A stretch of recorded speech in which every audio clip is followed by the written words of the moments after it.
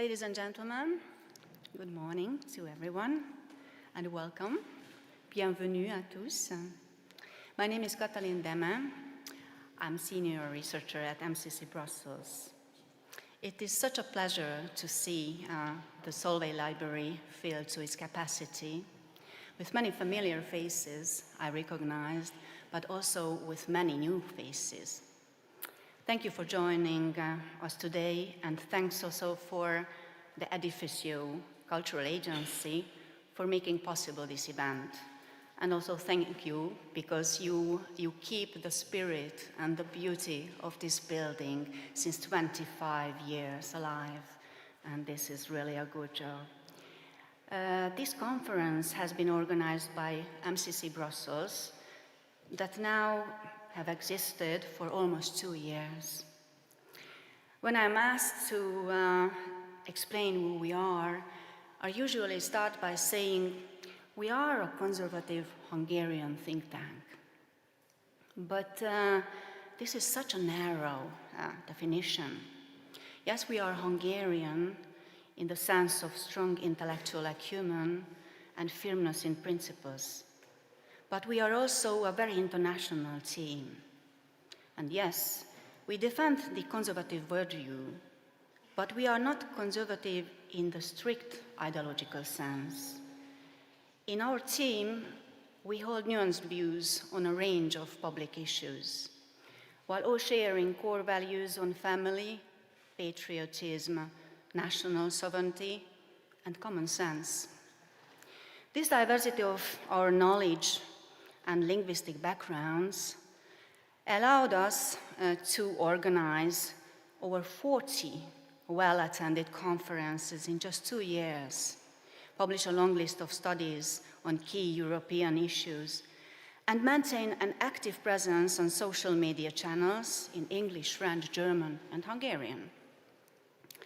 We have consistently fostered open and rigorous debates on key issues in politics, economics, education, but also on the arts. And these issues would otherwise only take place in close circles of like-minded people. The War Against the Past conference has a special quality for MCC Brussels as it synthesizes themes that we have already addressed in our programs, such as education, decolonization, and the East-West divide in memory culture. Today, we reconsider these issues within the philosophical framework of Furedi's book and discuss the worrying consequences of the denunciation of the Western past. The speakers we have invited are from the United Kingdom, Sweden, France, Spain, but also from Hungary and the Czech Republic. They are not only excellent thinkers, but also daring public debaters. Some of them push their professional schedules to the limit to attend the conference. We are grateful for this effort and believe that their contribution on a variety of topics will be eye-opening. Nevertheless, dear audience, the success of this conference depends also on your engagement and questions. We highly value the opinions, insights, and criticism of our audience, since sharing knowledge and ideas helps us to explore our topics in more depth. Allow me now to say a few thoughts about the beauty that surrounds us in this space. The Solvay Library is perhaps the most expressive venue in Brussels to frame a conference on the battles for or against the past. What a privilege to enjoy the stunning elegance of this building. Every time I visit the Solvay Library, I'm struck by the subtle contrast between the bright, classical forms of the exterior and the sumptuous interior. We can enjoy this great aesthetic design due to the renovation of the library in 1994, which respects the original historical style and spirit of the building. The Solvay Library, as we call it today, was built in 1902 as a sociological institute. This institute was a pioneering project of the industrialist and philanthropist Ernest Solvay. The library was planned, as you see, around the central auditorium and managed to gather a scientific community. If you look around, you see that between the bookshelves, there are some secret doors. These secret doors, when you open it, lead you to another door, and when you open this other door, then you enter in a small sanctuary. These are small studies which were provided originally with bookshelves and beautiful furniture. And these are just sanctuaries for deepening your thoughts and study after interdisciplinary principles, which was really an innovative idea at this time. So I would say that this building not just respects the original historical style, it is really a symbol for the Belgian penchant for sophistication and mystery, and the harmonic blend of national traditions and cosmopolitan influence. But just in a question and a short answer, but how was the original spirit of this building? The library was planned, as I told you, around this auditorium. And in this sense, it was more than a library. It was rather a kind of a non-denominational church for science.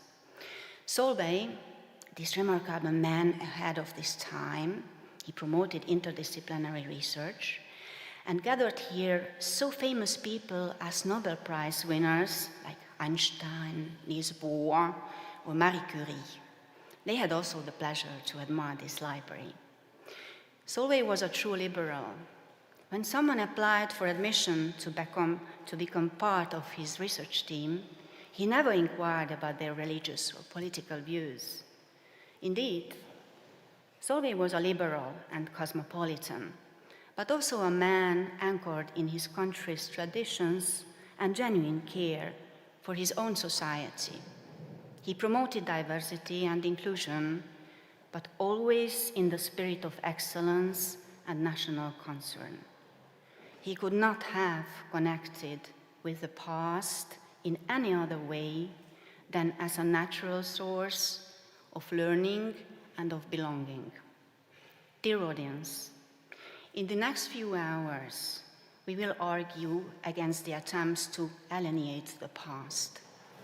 We will ask real questions about the East-West divide in European memory cultures.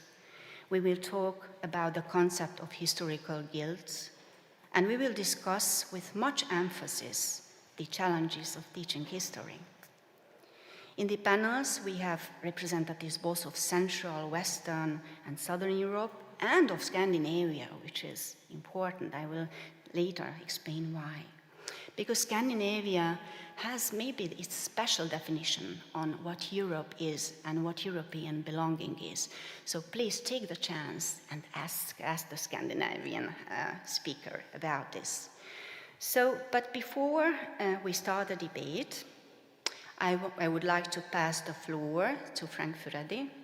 He is director of MCC Brussels, and most importantly, he is author of the book, The War Against the Past. Please, Frank.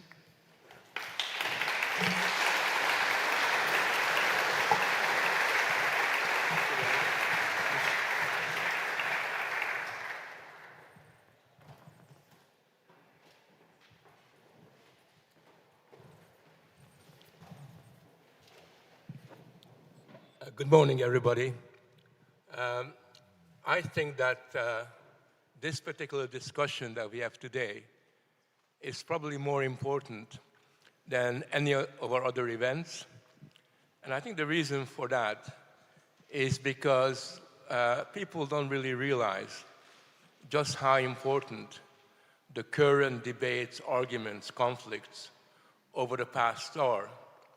And in fact, I would claim that the culture wars that are sweeping the whole of the Western world today are principally about how we view the past, what our sense of the past is. And in many respects, our view of the past has become the principal terrain and the most important terrain on which the culture wars are being fought out. That's one of the lessons that I've learned over the last couple of years, because it's easy to kind of react to the symptoms of the culture war. It's very easy to basically see, oh, they're debating gender. It's very simple to say, oh, having a discussion on decolonization, and get swept away by the symptoms of how these issues are represented. But what is really important to realize is that all these discussions on the culture war are ultimately very much about the past. If anybody wants to sit down, there are some chairs over here. So that's the first point I want to make. I claim that this is really important, and it's important to realize that the past is not just simply a temporal phenomenon. It's not just simply something that happened a long time ago. What happened in the past is always a phenomenon that continues to make its presence felt in our world today. I mean, Katalin earlier on talked about this library and the way in which the building itself exudes a certain ambition and sensibility, but also within our own homes, in our own communities. Our past and our origins, where we come from, play a very important role in our imagination. I think it's important to realize that the reason why the past is so important for us is because it provides society with the accomplishments of successive generations. All the generations that preceded us and invented new technologies, developed rich ideas, made cultural accomplishments, all that legacy which occurred in the past continues to, in a sense, provide the resource on which we draw on all the time. We don't even know it. We don't even think about it. But nevertheless, it is something that is there in the background, and we continually use it to make our way in the world. You know, it's very important to realize that the past also gives us a language, the words we use to communicate. We take our language for granted to the point at which we forget that just as the past is under attack, so is our language. I don't know what kind of national language you possess, but certainly in the English language, or in the German language, or even in the French language, there is now a systematic attempt to dispossess the citizens of their traditional words, to impose upon them a language that is in no way organic to where they've come from. And you know, the one thing we learned from the experience of the 20th century is that if our language is taken away from us, and if we're forced to use a different set of vocabulary, then the way we think about ourselves also begins to become sort of under control. So language and the struggle for language, which is integral to the war against the past, is really important, because if they manage to control our language, then they're just about ready to control the way we think. And that's something that we must never forget, the way that there is an attempt to colonize our internal life.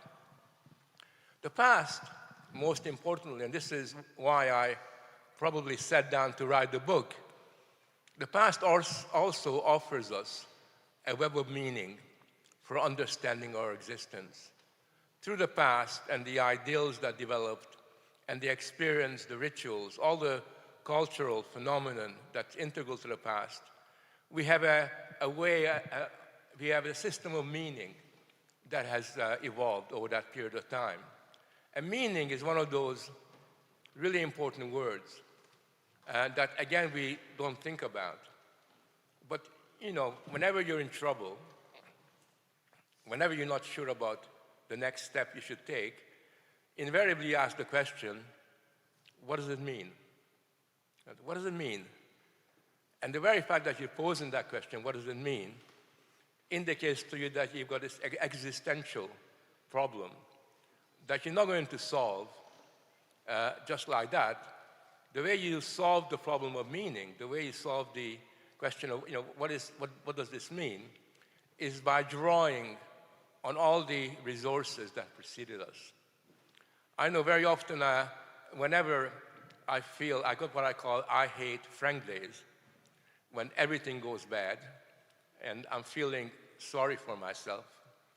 One of the things I always think about is Machiavelli, and I don't know if you know the story, I'm not going to go into it, but Machiavelli used to dress up in wearing the clothes of Rome, of ancient Rome. He was living in the Renaissance period. And then he would have a dialogue with some of the Roman thinkers, like someone like Cicero, who would sit down, and he would have a little discussion with some of the ancients. And the reason why he did that wasn't just because he didn't have a good social life, didn't have very many friends. It could have been that. It was also because through that discussion, through that conversation, he was able to rejuvenate his moral and intellectual spirit and find meaning in his own existence.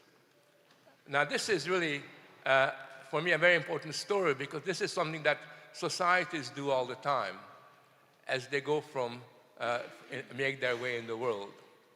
So the point I want to emphasize is that the past provides us with the moral and the intellectual resources through which we make sense of our existence.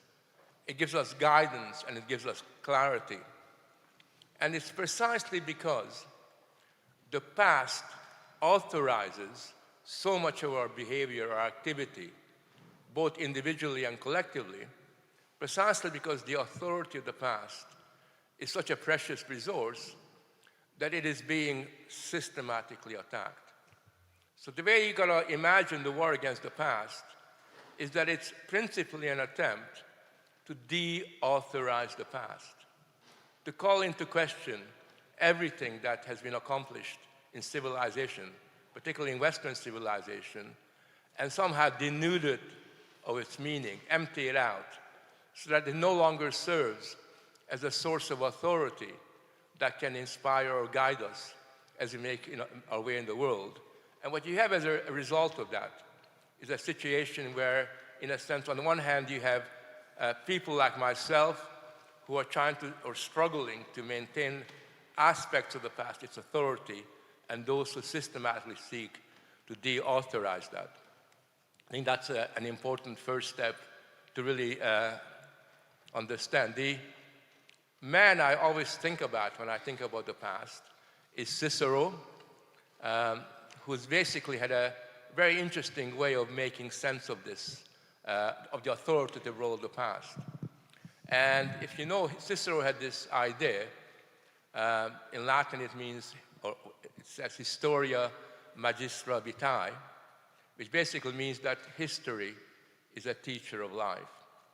Now that can sound trivial, history as a teacher of life. But actually, when you take a step back and you explore its meaning, you'll find that there is something really, really very important here. Now, in this speech that I'm giving, this little talk I'm giving, try to think of Cicero's idea of history being a teacher of life, on the one hand, and on the other hand, diametrically opposed to what Cicero says, is an attempt to basically suggest, and this is what's being promoted systematically, that says that there is nothing you can learn from the past. There are no positive lessons that you can draw from what has happened before us. That in a sense, rather than being a story that can inspire or guide you as you make your way, the more you distance yourself from the past, the more you negate it and call into question its intellectual contribution and its moral value, the more you are likely to succeed. So in my mind, there's this kind of contrast that is organizing the way that I'm looking at the question. On the one hand, you have someone like Cicero and the whole tradition, the whole kind of Roman, Renaissance, Christian, Judeo-Christian, Enlightenment tradition that looked upon the past as a source of guidance, understood that we all stand on the shoulders of giants, that what we say, what we learn is based upon what happened beforehand. And on the other hand, you have the opposite side that suggests there is nothing to learn from the past. And what you've got here, and I think this is something that I find truly fascinating, are two fundamentally different orientations towards the past. On the one hand, you have an argument that suggests that the past is something that we can learn from, that can guide us, that is necessary for the younger generations to be rooted in the world. And on the other hand, there is an attitude that not only says that there is nothing to learn from the past, but also suggests that what we should be doing is teaching the past a lesson. So when you look at the attacks upon the past, they don't just merely say, forget it, it's useless. We shouldn't be taking that seriously, we shouldn't draw on it. They also have an activist approach towards the past, and in this activist way, they basically are arguing that we should teach the past some serious lessons. We should basically regard the past as a colony, as a kind of terrain that we can inhabit, and we can begin to attack in our own way. It's almost as if, and this is something that has never happened before, as far as I understand it, in Western history, it's almost as if they're trying to humiliate the past.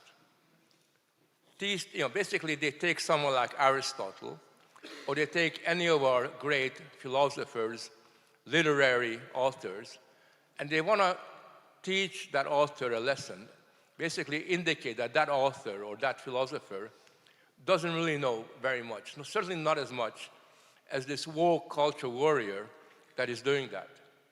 And the way they do it, certainly in the Anglo-American world, but elsewhere, is by continually issuing these warnings. That just in case you didn't know, Aristotle was a racist. Just in case you overlooked this, Immanuel Kant, had all kinds of major problems and was an oppressive exploiter. And they issued these little statements so that nobody, literally nobody, is exempt from this criticism. They've even managed to target God, right? I mean, that is really pushing it. You think that, okay, they give a pass to God to kind of carry on, but they've decided that because God is obviously a man, I don't know where they get that, because I know when I was a child, I always thought God looked like my grandmother. I had that kind of image, that's my grandmother and God, they were interchangeable. Nevertheless, God is a man and therefore patriarchal. And maybe what we need to do is to rethink what a divine being is and know that in their mind, God is somebody who more or less resembles a drag queen, rather than somebody who's got that stern male look about himself. So basically they do that, and this happens all the time. So last week, I got a call from a newspaper called the Daily Mail, which is quite an important newspaper in England. And the guy says to me, do you know, Frank, that Nottingham University has decided to put a warning on Geoffrey Chaucer's very famous study called the Canterbury Tales. I don't know if any of you come across. It's one of the most important bits of literature in the English language. It's almost got an iconic status to it. And I asked, well, what was the warning about? Because I read it, and it's fairly uncontroversial. Anyway, the warning was basically about the fact that Canterbury Tales contains passages of Christian expressiveness. Right? That Canterbury Tales is apparently a very Christian text.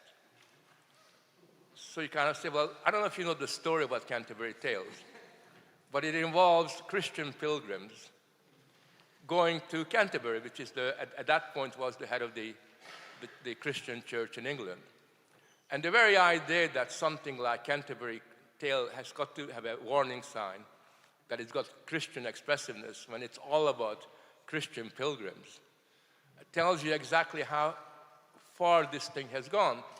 And then I said to myself, well, actually, the only way that Canterbury Tales would have been exempt from this kind of criticism if it was about the pilgrimage of a bunch of 1960 hippies who decided to go to India to discover themselves and find their real selves. And if good old Geoffrey Chaucer had written about the hippies, on their pilgrimage to Nepal, that would have been okay. But the minute it's about something to do with Christianity, anything to do with an important dimension of Western culture, it becomes an open season for these individuals. And you have to remember, because I know that a lot of you are not English, are not based on an English cultural foundation, that Chaucer is really, really important. It's one of the most important texts in the English literary canon. And if that's kind of demonized in that kind of way, you know that we in society are in big trouble.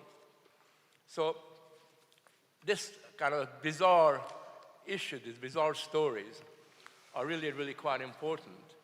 And essentially what that means is that someone like Chaucer's literary works are no longer explored on the basis of their literary merit, but when you look at Chaucer, what they're doing is they're asking the question, how does Chaucer stand up to our 21st century woke values?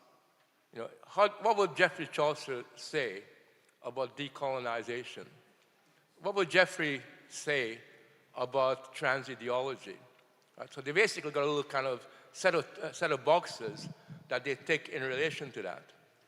And therefore, once you got that orientation, that approach, then instead of a rigorous inspection of the past, you're there, in a sense, to colonize it. The past becomes a terrain on which you discover yourself, and the terrain where essentially you begin to look for grievances. So the history that is now done is based upon a search for things to target. I had the pleasure very recently of looking at Harvard University's history program, the booklet where they have all the different courses. And I tell you, I thought these guys who wrote the booklet must have been on LSD or on drugs, because I've studied history at great length, but when you have four courses on the queering of history, I don't know if you know about the queering of history, but it basically means it's the attempt, for example, to discover why was it that in ancient Egypt we don't talk about the large numbers of transgender people that no doubt built the pyramids.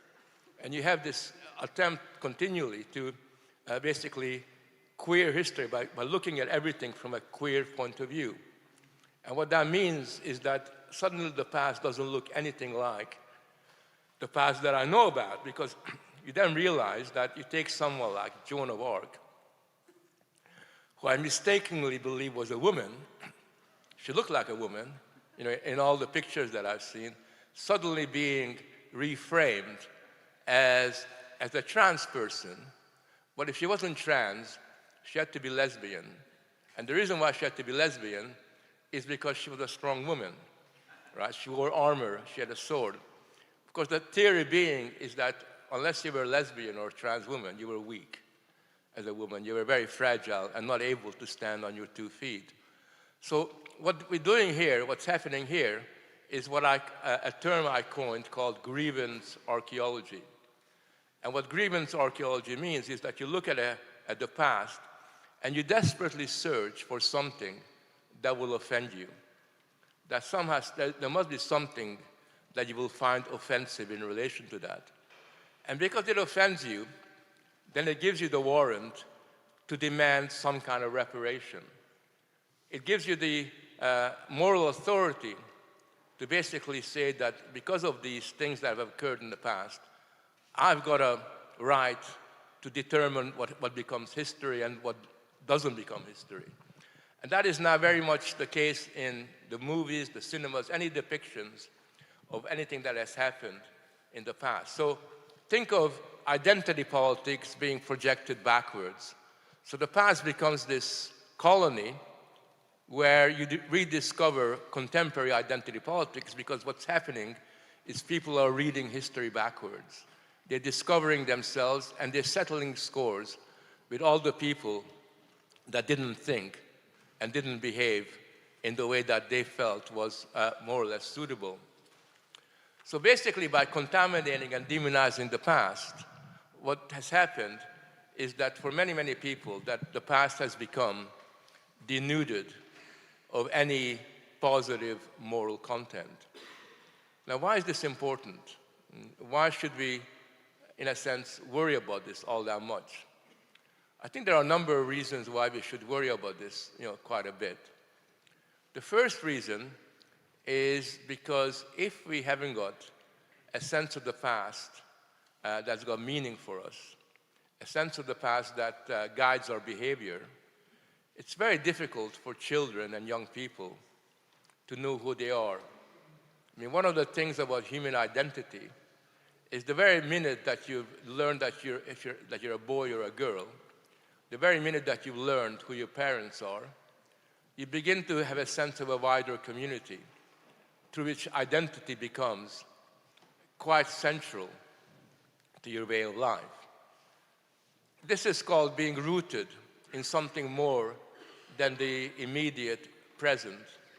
It's being rooted in something that is bigger than you, bigger than your family, that people develop the confidence and the capacity to engage with difficult experiences and take risks. It's people, young people, who are confident about where they've come from, who know that there is something stable in their existence, and who recognize themselves in part, not entirely, but in part, through the accomplishments of their ancestors. It's under those circumstances that young people are able to overcome their identity crisis, which every young people invariably has, and gain the intellectual and moral maturity and sense of independence that comes with that. I think that the problem that we have today in many parts of the West, where young people feel fragile, disoriented, and confused, and ask the question, who am I, what am I about? But they're not even sure about their gender, but they're not even sure about the most foundational elements of their existence, is very much linked to the fact that they've been dispossessed, they've been disconnected from the past of their community.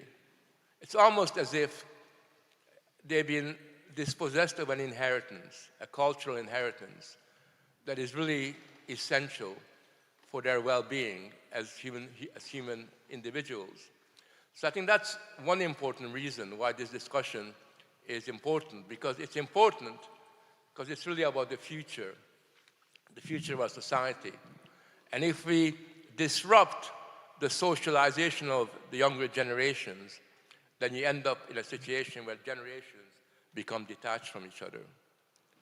And the final reason, and this is what I'd like you to think about the rest of the day, is this.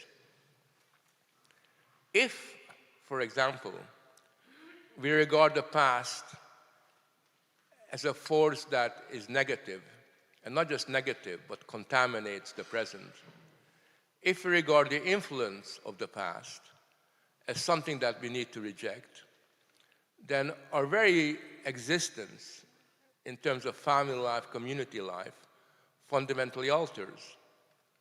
What happens when young children are told in their sex education class that, okay, Mary, you're 5 and 6, or 6, maybe 7, you probably know better, much better than your parents, whether you're a boy or a girl.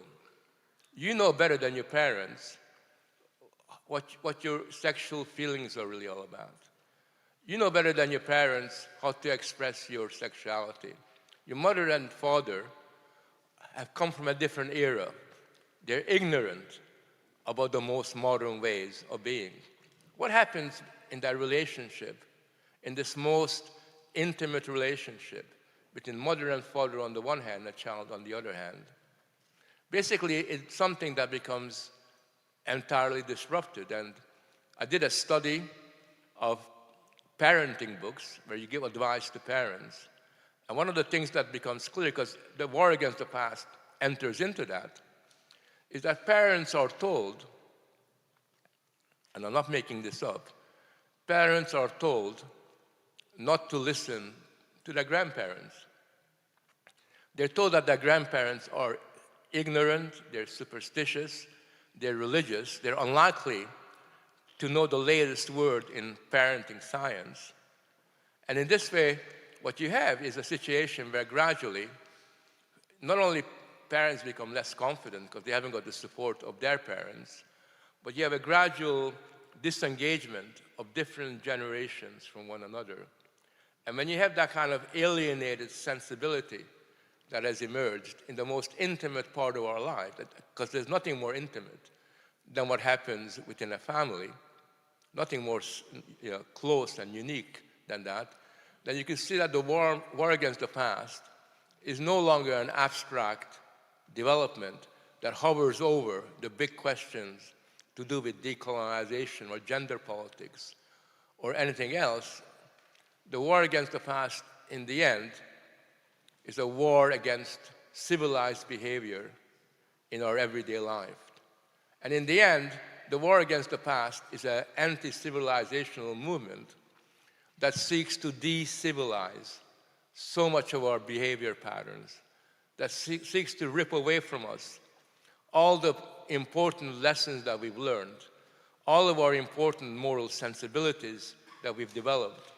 And instead, it would leave us emptied of meaning to the point at which we become easy targets for the latest experts, the latest technocrats, and all these politicians who ultimately, at the end of the day, will seek to use this opportunity as a way of colonizing our internal life and stripping away that imagination that has come from the experience of humanity. So I hope we get a chance to explore some of these issues in a bit of detail, and I look forward to your views, and in particular, if anybody has read my book, your criticisms. One final sentence: although the book reviews have made the point that Frank Furedi's book is okay, but he's very angry. It's a book written by an angry person, and all I can say is too true. I am really angry. I mean, this is not just an intellectual exercise on my part. It's something that I'm passionate about, because unless we win the war about the past, then we lose our civilization. At the end of the day, the stakes are really, really high. And I hope that many of you sign up to join us in this war for humanity's future. Thank you.